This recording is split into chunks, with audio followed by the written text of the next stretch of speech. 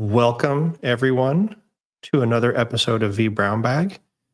Tonight's episode is a very special episode. What's in the bag? Automating vBrownBag with AWS Serverless. We have a back-end process that Damian Carlson has been working on diligently, tirelessly, fearlessly. Fearlessly, yes. Without rest, blood, sweat, and tears. And tonight, he is going to show it to all of us. Roger and I actually haven't seen this. Well, he's been talking about it. He's been complaining about it for a long time. But we have not seen. Oh, and here's Shala too. Amazing. We have. Has Damien cursed yet? I guess Conrad knows you. Yes. Conrad and I are friends. What's up, dude? And so tonight we are going to talk about the process by which vBrownBag using AWS Serverless does something a process we call the Meatgrinder, where it takes in the videos, it does the different things, it spits out stuff on the other end. And we have so many questions. The first question, though, is, Damien, how are you doing tonight? As our presenter this evening, what you been up to? Oh, man, I have been very busy. I actually spent a lot of time today closing a bunch of issues that I opened against my own repo for the Meatgrinder, and then writing a bunch of additional documentation. So should I get hit by the proverbial bus, Chris, I trust that you'll be able to build all the parts of Meatgrinder as needed. So hopefully, hopefully this episode is actually going to walk me through that, so that yes. That's another reason why I'm excited for this. Yes, this is actually vBrownBag training, for those of y'all that don't know. Offline, we did the HR stuff. So we learned about implicit bias. We learned that you can't curse on webinars, so all sorts of that weird things. Musical, "Don't touch me here, I won't touch you there." That was a sexual harassment training. Was super awkward this year. Yeah, it was. Yeah. So musical. I don't know. I don't know. I don't know where this is going, Chris. So yeah, that's what I've been doing. I've been very busy coding and learning and really having a good time. How Amazing. about you? I have. So this is my first year. This is the first year that I've been a DA in the swing and the thick of like conference season. So I'm currently in the middle of conference season. So next week I'm going to be in Virginia. The week after I'm going to be in Japan. The week after that is a break. Then I'm going to have HashiConf in Boston. Then after that is KubeCon. Then Tech Exchange back in Vegas, and then AWS reInvent.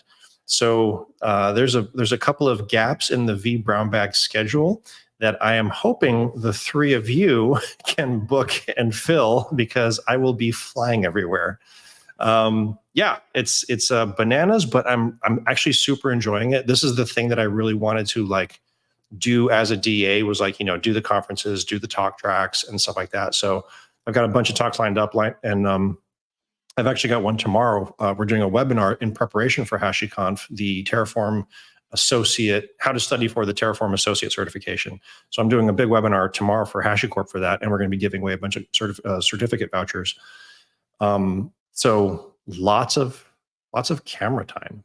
Yeah, that's actually I signed up for that HashiCorp Terraform webinar. Rihanna's on. Yeah. Hi, hey, Rihanna. So yeah, I signed up for that. Folks, if you're interested in it, it's I know that it's been reposted on the vBrownBag Twitter. I know that Chris has posted on LinkedIn and on Twitter. You can attend as an individual, even though HashiCorp tries to be tricky and they ask for your business email. They actually don't check if it's a Gmail or not, because I used my own personal one. And I'm looking forward to attending that, Chris. You can totally squeak by. And if you have questions, I can answer those questions for you outside of you can hit me up. Yeah. So I'll put the link in. Yeah. Are you going to be talking about HashiCube during your training? So I specifically asked if I could, and they said that we wanted to keep it to first party stuff. I am going to mention it. I am going to say that there's a bunch of cool things out there that you can play with, and I'm going to bring it up, and then I'm going to tell them what they can Google for. But I can't put a QR code or a link up for it or something like that. Makes perfect sense. I get it. I get it. When I'm talking about Rion's passion project, I will be very effusive about how amazing it is. Yeah. So let's continue with these introductions, and I'm going to somewhat clumsily toss to Shala by asking about a joint project that she and you have going right now, Chris. Don't y'all have a thing coming up for that? Hey, how's my mic now? No, it's great. We can hear you. There you go. You are live. Clearly I was having a little bit of technical issues. Chrome did not want to pick up my Yeti, but I figured it out. So yes, we have our Not So Soft Skills show, which is where me and Chris go on and talk about the things we want to talk about related to tech.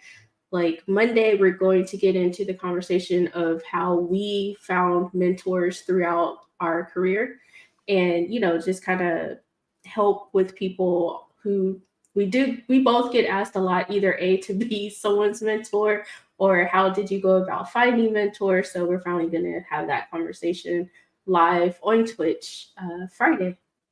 Awesome. How to be a mentor, how to find a mentor, how to vet a mentor, and how to approach somebody if you see somebody out in the wild that you want to, either shepherd or be shepherded by. Yep. Yeah. I actually did a bit of mentoring at my previous employer, and it took me a long time to ever think of myself as, good enough or knowledgeable enough to do that. Right. It might've been a bit of the imposter syndrome, but I mean, the reality is there are a lot of folks that haven't been working in IT for the same amount of time that most of us on this call have. Right. And they would love to learn. Right. And so there's always an opportunity to pass knowledge around and even learn from the people too. It's not just a one-way thing. Speaking of not just a one-way thing, let's segue to how is Roger doing? How are you, sir? Your segues are terrible tonight. They're terrible. They're terrible. Wow. Okay. Yeah. No, I'm doing good. I've been here in a while, so it's great to see all of you, first of all, and then second, it's I'm actually looking forward to hearing your presentation later. But I haven't been really up to anything, just doing a lot of security work and trying to keep up with all the latest trends when it comes to AI and cybersecurity. So it's been an interesting couple of weeks. Cool. Nice. Were you at Black Hat, or are you going to RSA or anything like that? No, but I was offered the opportunity to go to reInvent, and I actually declined. Roger Bartholomew White. Why I'm going? I can't believe that you would tell people my middle name out in public. We've talked about this, man. Bartholomew, that is a respectable middle name. I'm pretty sure that's an HR violation somewhere. We got to add it in next year's training. Wait, Shala and I are going to go. Oh, really? Yeah. Yes. We're having a pre-invent dinner party for the vBrownBag team on Sunday. Well, apparently, I did not get the memo. But you know what? I will. I'm telling you now. They only sent the notice out today, so I might be able to see if I can say that. Yeah, fix that. Get your butt out there. Yes. We'll talk. Yeah. I'm not going to pressure Damien because he currently, money status. So I'm not going to force him. But you can have your company pay for it. Yes. That's why I'm going. Right? I wasn't going to be there either. So we're all admitting if it wasn't being paid for by somebody else, we would all not be going. Oh, 100%. Excuse me. Yeah, like, have you seen that ticket price? Yeah. Yeah. It's easily what, like $3,000 to $5,000 all in for hotel and ticket. Hotel ticket, yeah, and if you're not getting fed dinners, right? Get it? Yeah, no, it's easily way too much money. Yeah, because Right, because I was gonna say that's easily like, a package deal in Mexico with food Yeah, for that price.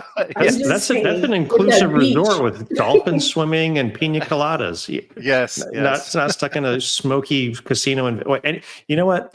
We should actually talk about what we all came, that what the audience is here to listen about. Damien's construction. Yeah, Yes. I'm gonna have to do a lot of cutting in post. So thanks everyone, but I do enjoy the conversation. You know what we should do? We should actually, I'll show you Premiere Pro and we'll cut together for this one. And I'll show you like the magic deliciousness of the word editor. Awesome, awesome. Yeah. All right, so let's talk about the Meatgrinder. So for a little bit of background, I imagine that folks that have been around the vBrownBag for a while are familiar with some of the things that we've done in the past with specifically called the Tech Talks, right? This was something that we did for a lot of years at a lot of different conferences where we showed up with a camera and a bunch of computers and we had a stage in a community space and we went through multiple days of kind of 15-minute TED Talks uh, that were put on by the attendees of that conference, right? And so Alistair Cook at Demitas NZ, he built this thing that he called the Meatgrinder, right? It was, it was a meat grinder, it was a yak shaver, it's how the sausage is made, blah blah blah. That's that's kind of where that came from. And the point of that script was he could record a video, he could save that video off into a folder. The script would see it in the folder. It would process it. It would upload it to YouTube. It would put it over on a website. It would put it over here and over there. Right. It was just all PowerShell, all locally, and just kind of ran in the background and did a bunch of logging. And then he had actually extended that same thing to the Meatgrinder running on AWS. I believe it actually ran on an EC2 VM. And over time, it got to the point of where, well, first of all, it had broken, and second, it was just too expensive to maintain. And so I had a lot part of it was on-prem, and part of it was like yeah. this.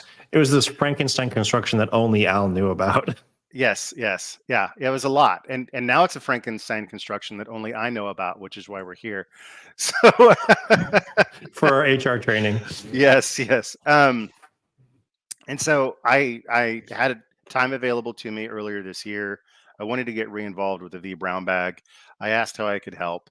And one of the things that Chris and Al agreed upon me being able to help with was getting this automation running again, right? So after we record this video and after this video is manually edited, this automation part would actually do the rest of it, post it all to YouTube, post it to WordPress, etc. So I'm going to go ahead and let's see. Can you what if I do this? Yay! Okay. Yeah, that's it. I'm still not very familiar with how StreamYard works. So this is a very rough diagram of how the Meatgrinder works, and this is something that I architected over time. It didn't all come together at once. There are a few. Yes, Shala says, don't forget to hit the follow button and the notification bell for more Tech Talk goodness. So She's so much better at that than we are. yeah, she's wonderful. So when we think about the information that we deal with, right? We have an MP4. We usually have a metadata file. We usually have thumbnails. And so one of the first problems that I was trying to solve is how do I, from a function perspective, how do I know when all the things are on S3? And that led me down an entire like rabbit hole of different AWS services and different ways that you can actually create that event that you're watching to begin firing off that function. What I landed on was actually just an event bridge rule that would kick off a step functions workflow based on a certain file type that goes to S3. So up here in the top left, you see the S3 working bucket. That once the metadata file, which is a CSV file, hits that S3 bucket, EventBridge sees that, and then it tells step functions, hey, here's a CSV. And then step functions acts as the orchestrator that decides how multiple Lambda functions actually operate to perform the rest of this automation. And it ultimately ends up with a YouTube video being posted on our channel, the same stuff being put on vBrownBag.com, and then the RSS feed updated for folks who are following the show through our RSS feed, which is an XML file. So, we need to put this XML file somewhere else and actually host that video on our public S3 bucket. And so that's kind of the in a nutshell, what the Meatgrinder does within the new AWS serverless architecture that I've built to solve this problem. Any questions? None for me, but it's because I've been watching you rant about this for for weeks and months now. I have questions about the nuts and bolts, but I understand the topological infrastructure. Okay. Shala and Roger haven't been as close to it as you and I have. Did y'all have anything? So you're looking to really automate the whole process, essentially. Is that what this essentially is going to do? Yes, yeah. So once a video has been edited, it gets put into an S3 bucket, and then the function does the rest of it. It's just a fully automated process that can scale. So you can throw as many videos at it as you'd like, and it can scale and just do all the processing as it goes. No, it's not going to do anything like the adding the header or the footer at the end of the videos. It doesn't do any editing of the source MP4. It does, when it's posting the video to YouTube, it does set the thumbnail and set the playlist that is going on to YouTube, but it's not editing the video itself.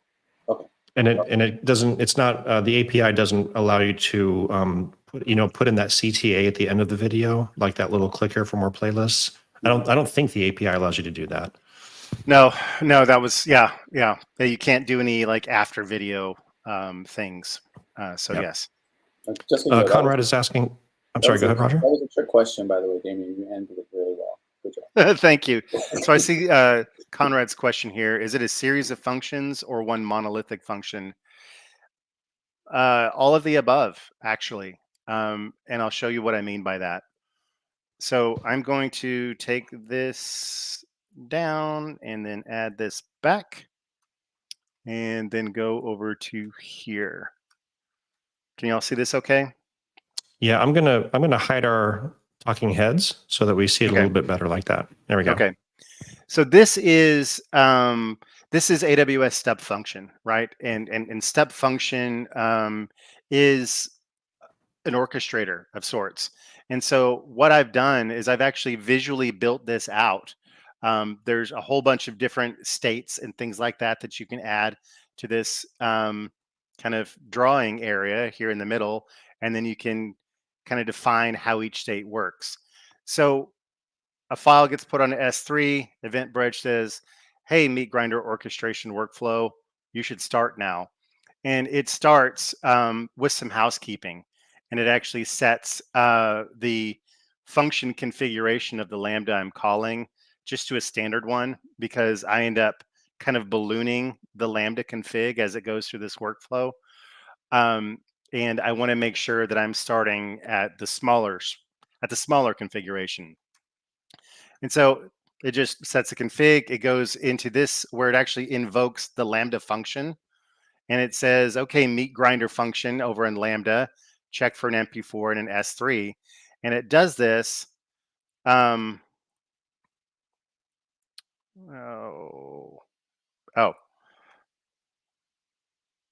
Sorry.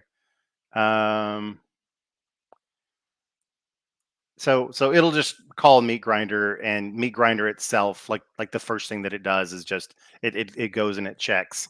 I believe. Well, I'm wrong. Anyways, I was looking to see if there was a configuration for this step, and I don't have it. So it goes and it calls Meatgrinder, which then responds with the choice state. So it kicks JSON back, and I actually have these rules set up to say, yes, the MP4 is on the S3. No, it's not. And I have a loop here that actually loops through every 20 minutes to see if the MP4 has made it to S3. And this is how I solved that problem of needing to have multiple things in place before I could actually start doing the work. Because I don't always know if Chris is going to upload the MP4 first or the CSV file, that metadata file first. And I want to make sure that everything is in place before we move farther down. And so in this wait state, I define what actually happens based on the output that Meatgrinder returns. So Meatgrinder actually returns JSON back that step functions then interprets and then decides what to do next with. And this is what I mean, Conrad, when I say that it's both a series of functions and a monolithic function, because one function does a lot of the work, and it basically takes input in the form of JSON that it passes to itself in a prior step, and it does different things depending on what that input is. And so once we've got the MP4 and the CSV and everything all in one place, this is where I actually balloon out that Lambda, because I need to have that MP4 literally on that Lambda's instance, like on its storage. And we don't always know how much storage there is that's available or that's going to be needed for that MP4. And so I just say, give me the max. Give me the maximum number of megabytes available on this Lambda. So give me 10 gigs in storage, give me the max memory, give me whatever I need just to upload this to YouTube. And I take a little wait here because Amazon Web Services runs hella fast. And I learned that you can increase a function configuration and then invoke it again. And it hasn't always finished with that function config before it re-invokes itself. And so actually I had to put a little thing in here just to slow AWS's roll a bit. So Conrad said that he's previously used Lambda to call other Lambda as opposed to having step functions understanding the results. So yeah, that was a design decision that I had to make as well. Like, do I want to put all of the intelligence into the function, or do I want to have an orchestrator that kind of understands state? And I solved that problem by creating a state in JSON that step functions decides what to do with, and then the function itself reacts accordingly. And so once we actually have that bigger Lambda configuration in place, then it begins the upload to YouTube, and then it shrinks back down again. And then because the YouTube API does not have a way of notifying you when it's done with its internal processing, I just do a 2-hour wait here. And that was an arbitrary number. Well, it was a scientifically wild ass guess number, based on a long 1.5 hour vBrownBag video that was recorded in high definition. It took about 2 hours for YouTube to process it. So it just waits for YouTube to process it, because what we need to do after that is actually download that again, because we want that smaller post YouTube video to put on our public S3 bucket for our RSS folks. Is this making any sense, or am I like, I blocked people here? Okay. This was the very first time that I showed you the size of I was like, hey, this is it. Why is this? Why is it not firing off? So Damien didn't know how big the videos were that I uploaded. Yeah. And so he set the wait state way too aggressively the first time, and then he was like, why is your video 4 gigs, Chris? And I was like, well, it's never not been 4 gigs. He's like, can you make that smaller? So we went back and forth for a couple of days just trying to figure out, can we shrink this until you figured out the wait state solution. Yeah. So, kind of the bottom line is we don't know, because we're just us. We don't know like the specific values that needs to be set in DaVinci Resolve or Adobe Premiere Pro to get the equivalent video size and quality that you would get if you downloaded a YouTube video. So the easy way to do it was just to download it from YouTube and then say, here it is, and save it from there. Clamio Freedom asked, what is the programming language used? So the Meatgrinder function itself, this one that's doing all the work, is actually running on PowerShell on AWS Lambda. So it's using PowerShell Core, which is a cross-platform version of PowerShell. That if you haven't seen PowerShell in 5 or 6 years, it runs on Linux now, and it's pretty cool. So yeah, I'm actually running PowerShell on Amazon Linux. And the reason for that is I know PowerShell, and the original Meatgrinder was written in PowerShell, and I wanted to hit the ground running as quickly as possible and not to have to take time to learn Python, because at the time I didn't know Python. So PowerShell is the majority of it. There is the part here that actually downloads the YouTube video and then uploads it to our public S3 bucket. That is in Python, and that's just a little wrapper script that calls YTDLP, which is a very well-known video downloader that's available on GitHub. And then I have a little choice state here that asks, is it downloaded okay or not? And then if it is, then I call the original Meatgrinder function again, and this finalizes. It actually does a REST API call to our WordPress instance and creates a new post with a link to the YouTube video and all of the description of the video. And then it builds a new RSS XML file and puts that where it needs to go. And then it's over. It's done. And so that is how the step functions workflow operates. So any questions on that?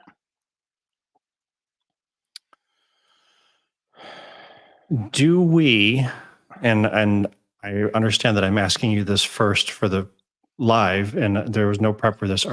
Do we want to run this on the show? Do we want to do a live demonstration of this?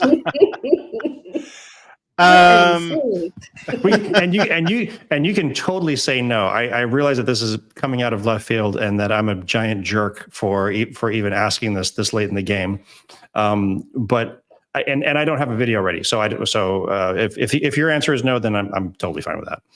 Yeah. So my answer is no, not because it doesn't work. It's just because we don't have a video queued up. I actually already posted our last week's video has been up. Yep. I use the Meatgrinder for that. And honestly, there's not really a whole lot to see. It's just CloudWatch logs. It's not very exciting.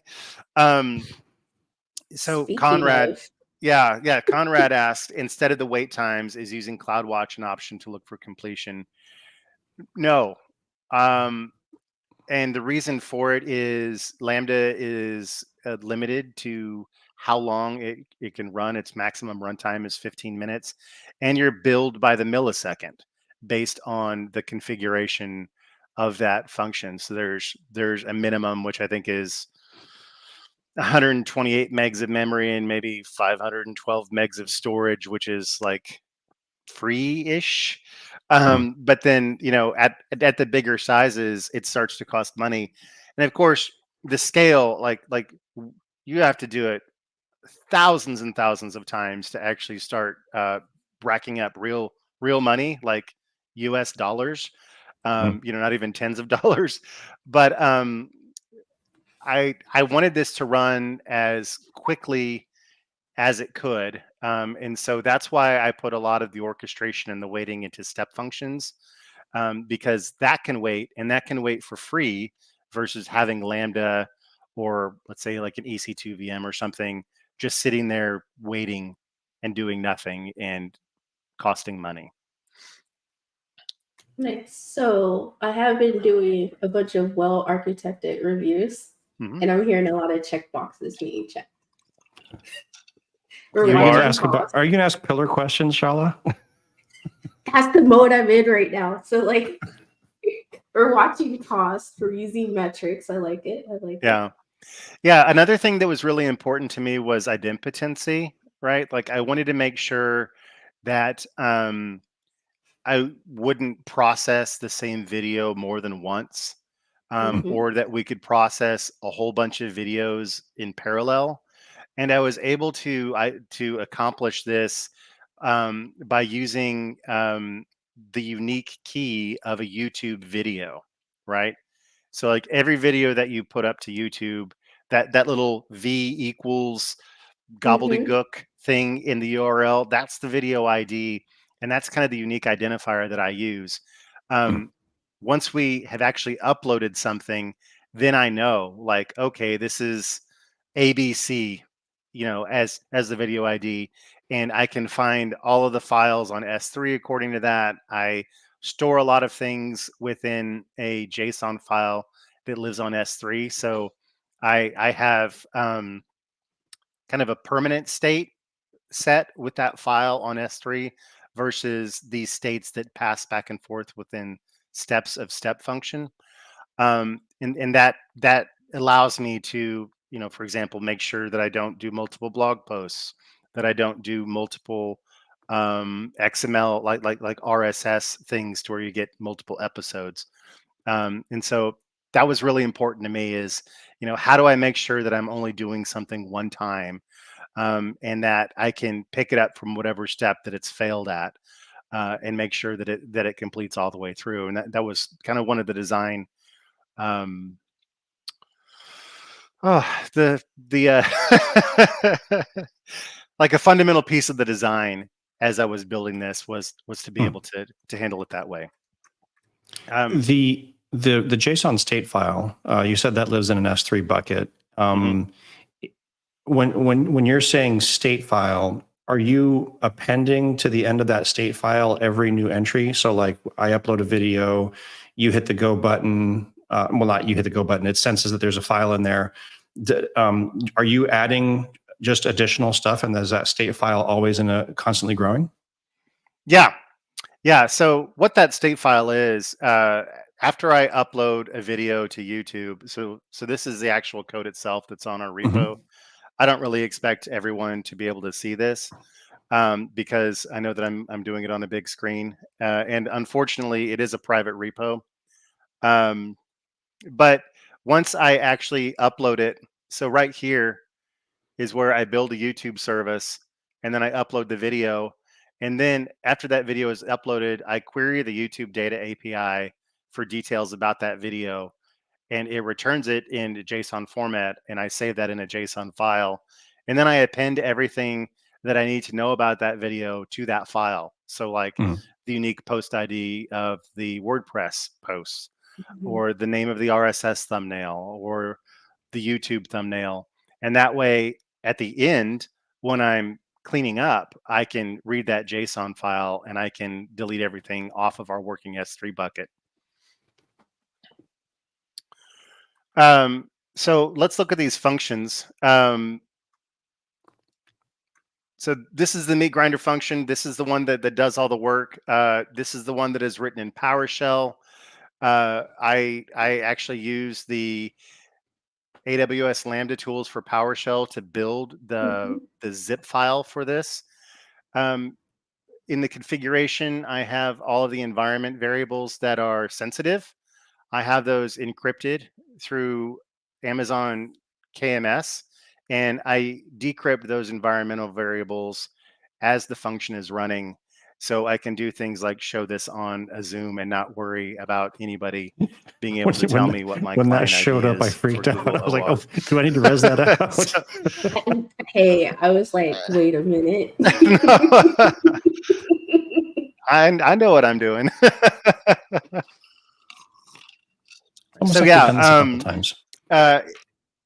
yes, and I actually have a little PowerShell function that I call on my script that goes through and decrypts it. Right, so there's a little decrypt script, which is the PowerShell equivalent. If you've ever gone into Lambda environment variables and you hit the encrypt button there, and you can choose your actual KMS key, it will show you like C# or Python code or whatever for how to decrypt that. And so this is just the PowerShell equivalent of the C# that would do that. Yes, I know what I'm doing. Are famous last words that I know I've said more than one time. So yeah, this whole function does the stuff, and it's step functions itself that will go in and increase and decrease the memory and the storage as needed, depending on if it needs to upload or download. So that's the primary one. That one's written in PowerShell. The secondary one is the wrapper for YT DLP. I did that because it's running on Amazon Linux. So I couldn't use an executable, like a Windows executable build of YT DLP. And it already exists. And so the easiest thing that I knew at the time, not knowing Python then, was, hey, I can just build another function and it will just do everything for me. And this is specifically just for downloading the compressed version after we've uploaded it, right? Yes. Yeah. So this, you can actually see the function code on Lambda's console. You can see where I am actually, again, going into the environment variables, and I'm pulling out the access token and the refresh token that I've already established in advance that allows me to authenticate using OAuth 2 to YouTube. If you've tried to download anything on, from a VM on AWS, you may have found YouTube blocking that. Authenticating with OAuth 2 helps get past the kind of blockers that YouTube has put in to make sure that you're being a good internet person. So I actually build a token file on the fly and then save that out to the file system that my downloader then goes and looks at and downloads. And then when it's done, it either tells me that something went terribly wrong, which step functions interprets, or it tells me that it's okay. Thanks, Conrad. Conrad has to drop. He yeah. said, I've only heard him curse once so far. I think it was an allowed one. I think that's something I didn't even you could catch say. it. Yeah, Me yeah. I neither. I missed it. It was probably the HELL word or something. Oh boy. Okay. HE double hockey sticks. Yeah. Oh no. Oh, So we've done it Midwestern. now. Yeah. So this is actually a set config, right? Because I already know that anything that I'm getting from YouTube is probably not going to be bigger than 2 gigs. It's probably only going to need 1 gig of memory. And really, it only takes 30 seconds for it to download. And so everything goes to CloudWatch, which is really handy. I can actually go over to CloudWatch, and I've got different log groups built for each one, and I can look at the log file for when it ran last, and you will see. So this is the log file for the YouTube downloader. This is the latest run, and you can actually see kind of an example of an error, like it actually didn't go well. This was a test that I had run because I wanted to make sure that the JSON that I was sending back was something that step functions could interpret. So I intentionally gave it a bad YouTube ID to test my error raising and catching functionality. Here, so if Lambda is running warm, which means it's run before and it's still kind of staged and it can run again, it'll just append into the same log bundle. On cold starts, it actually takes it a little bit longer to start up, but it starts a new log group every time. So this is an example of a successful run where you can see it very verbosely logging at every place as it's downloading a video. And so that's what it does. It goes through, it downloads the video and the audio. It uses MPEG to marry the two together and to create an MP4. And then it pushes it up to our public S3 bucket for the RSS feed. Nice. This is a nice happy log. I'm not seeing a lot of noise in it, so it makes me happy. Yeah, there's no noise. There really I love isn't. that. I love that. I deal with Yeah. noise every day. So I wonder if this is a good log. Yeah, so here is a log of when I uploaded Rion's video from last week, and this is the kind of finishing the work part of meat grinding. It's a commandlet called complete dash meat grinding, and what that does is it checks for a JSON in our private bucket. It calls another commandlet to create a new vBrownBag post. It identifies the square thumbnail that we're going to read. It uploads everything. It posts it. We get a good response back from vBrownBag.com. And then because we know that the video is public, we're assuming that we can also go ahead and update the RSS, the XML file. And so it'll go through and it'll check to see if that unique video ID exists. It'll remove anything that's over 2 years old. And so you can see it's actually everything I wish I knew about AWS certification with Andrew Brown. Sorry, Andrew. It Oh no. it aged out because we don't need more than 2 years worth of stuff on an RSS feed. The file still lives on YouTube. It's still on vbrownbag.com. It's not on the RSS feed. Yeah, And then it I actually, know. yeah. And then it updates the XML file. It pushes it using SFTP over to our server that hosts it, and then it happily exits. So this is an example of Meatgrinder operating normally and doing what it should. You know what else I'm liking? I see tags. It says information. It's So almost like that makes me happy. Well, that's just the log level. I know, but I Yeah. deal with logs that doesn't have that. Yeah. So with PowerShell, if you're familiar with PowerShell, the write dash host commandlet that you would use to write to a screen that actually writes to the log. And so it's very easy to write debug messages with PowerShell and Lambda just by writing whatever you want with write dash host. Nice. I am going to take a quick look here. I think I covered a lot of things. Yeah, so probably the two biggest things that I struggled with in terms of technical challenges was the OAuth side of things, being able to actually authenticate to the YouTube API as the account that is able to manage the vBrownBag channel and then to save those credentials in a reusable way. That took a little bit of work, but I'm really happy with the way that I was able to resolve that. I did that partially through the use of another public set of commandlets that I took from, I forget what it's called. I'll provide it in the show notes. There's an actual GitHub repo where a guy wrote how to handle all these OAuth 2 functions with PowerShell. And I use this OAuth 2 token endpoint to refresh my access token.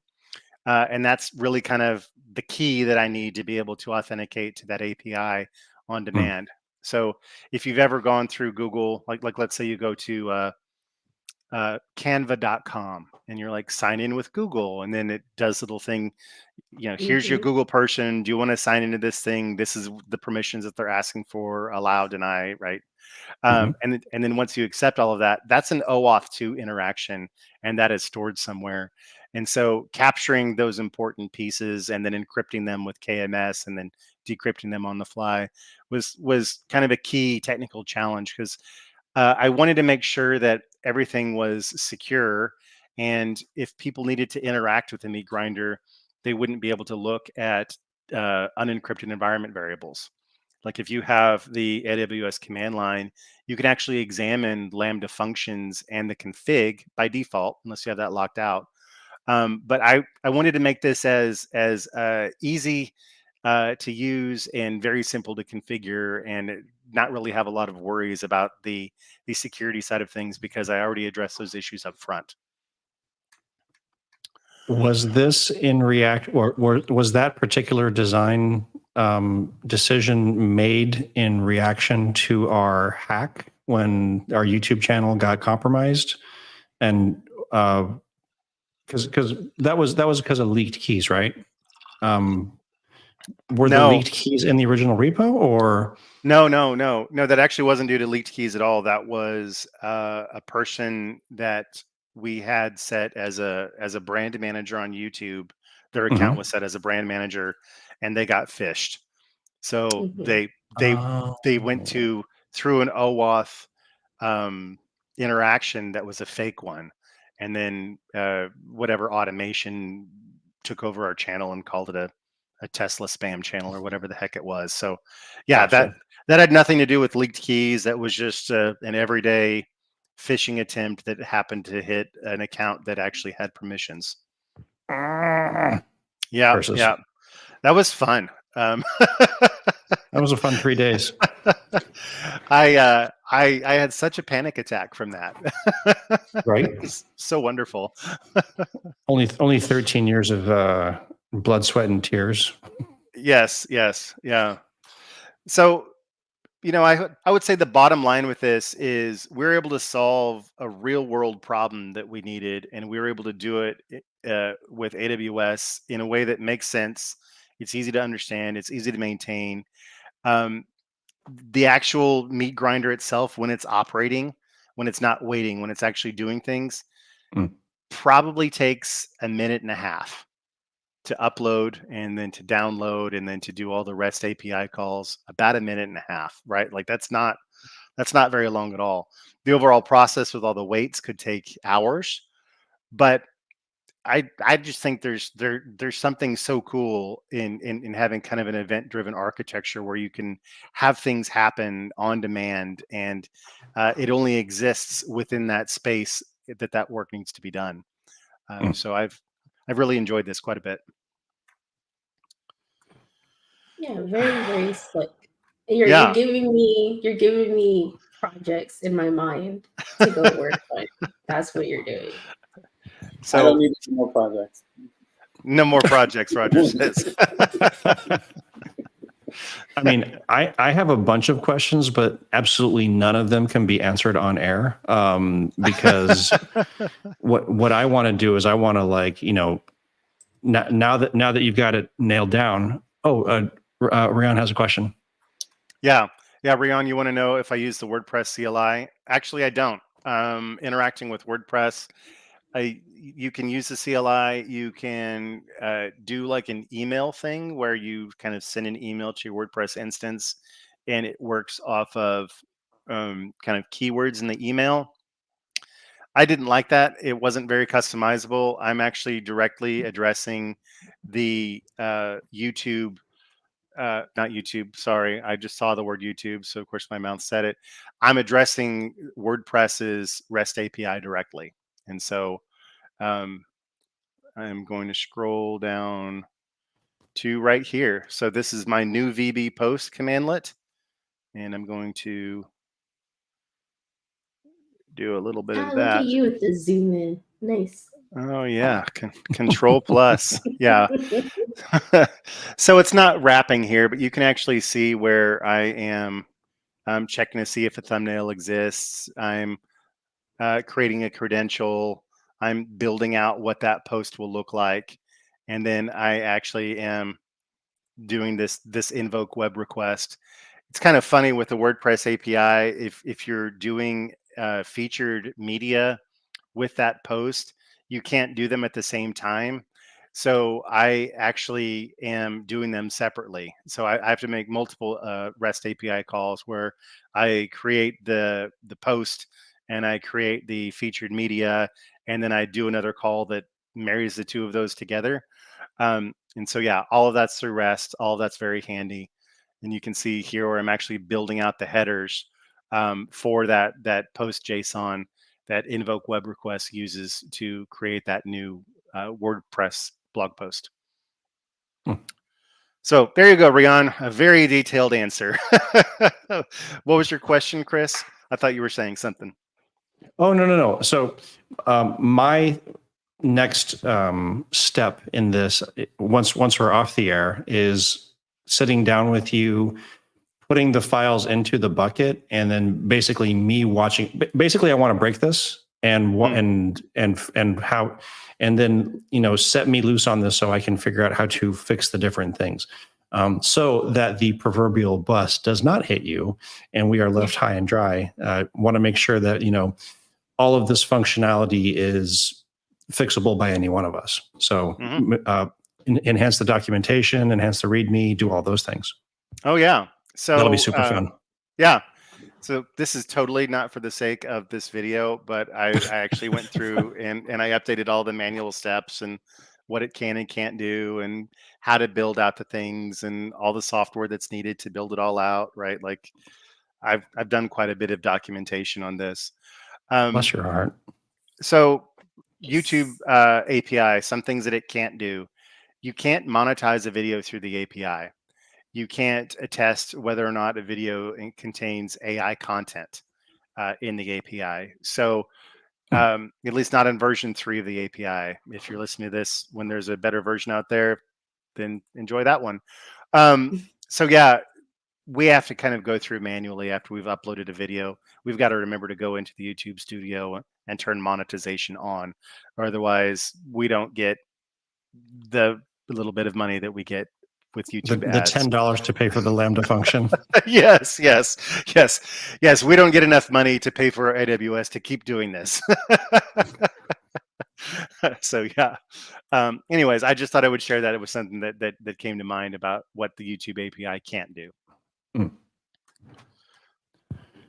So any other questions from the audience? Anybody else? I think this is one of those projects that makes me happy though. This is like a happy project. I like these. What do you mean by happy? Because it's the stuff that, like you said, you're solving a real world problem and you're getting to like hit these different roadblocks and then figure it out. And for me, that's what makes me happy. That's what I'm all about. That makes sense. Yeah, this was a tremendous learning experience. I never logged in. Well, not never. I hadn't logged in at AWS in years. Even better. Before doing this, right? Wow, nice. Yeah, and in fact, I burned my AWS credentials years ago. What do you mean? So like physically burned? No. Okay. So I have a Gmail account that I use for a lot of things, and that Gmail account was the one that I used to log into AWS. If you delete your AWS account, you can never get it back. Like it's done.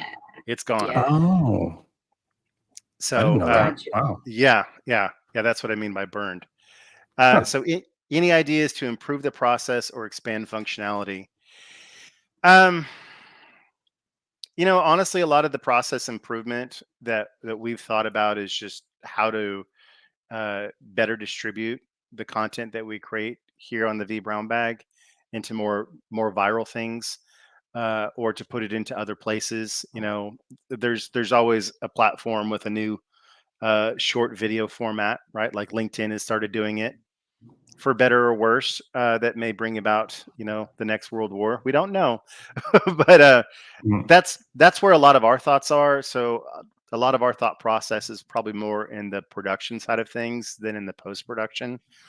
But I would say that this could easily be extended to posting to other platforms as well, providing those platforms had a reasonable API to work with, right? Like, I don't know what sort of an API LinkedIn has with creating content. I've read a lot of the LinkedIn API, and most of it is kind of around monetization rather than getting super useful information out of the API, which is a digression. But this can easily be added to another platform's REST API. I could very easily post it somewhere else. Yeah, like YouTube clips, right? I can Also upload shorts. Shorts is another thing that the YouTube Data API handles. I could easily just do that. So Nice. I have done a lot of talking. I've gotten my words today. I think I closed your my words out. yeah I closed my words ring on my watch. Well, I definitely want to. We should actually come full circle and use this episode as the next phase of it. Like go through. Like I said, I'm gonna let's sit together and edit the video together so I can show you Premiere Pro, and then we can flip it and then upload the video and then bring up the console. And I wish we could record that. Well, we can't because that's a lot of internal information too. Okay. Well, we could show a little bit of it. We could show Yeah. it processing video, and maybe even put in some fun music to make it seem exciting, and totally Yeah. not at all Jason going to a CloudWatch. We should use the Keystone Cops theme song. Yeah, never mind. Yes, The yes, Benny yes. Hill theme song, Yakety Sax. That's perfect. All right. sh- So any ideas on how AI ML could be integrated? That's a good question. Yeah, that's what was making me happy about the project, because I would go off air and do a bunch of brainstorming to figure that kind of thing out. But yeah, let me get back to you on that, because that's where I start spiraling and go down the rabbit hole. Because I actually did some of that kind of stuff for work very recently, and it turned out beautiful. Oh yeah. Awesome. Yeah, Well, that's yeah. that's got a good ending to it. It turned out well. Yeah. Speaking of good endings, I was just doing the drawing off to the side because I wanted to make sure that we got the drawing done before everybody bailed. And the winner is Rian from last week. so Rian, congratulations. You have won once again the $50 AWS gift certificate. So I will be sending that to you in the HashiCorp Ambassador private Slack, since we both chat there. So yay, team. Good job. Awesome. All right. Well, we are at time, folks. So let us wrap this up. Damien, thank you so. This is weird because you're always a host, and you being in the presenter seat. Thank you for coming on the show, Damien. I'll see you again next week. Actually, it's great experience, because now I know what our next presenter is going to have to deal with in terms of navigating StreamYard. So that's always a helpful thing. So thanks for allowing us to have our vBrownBag company meeting live on the air. Pretty much. All right, everybody. Have a wonderful evening, and we'll see you again next week. Bye. Have a good night. Bye.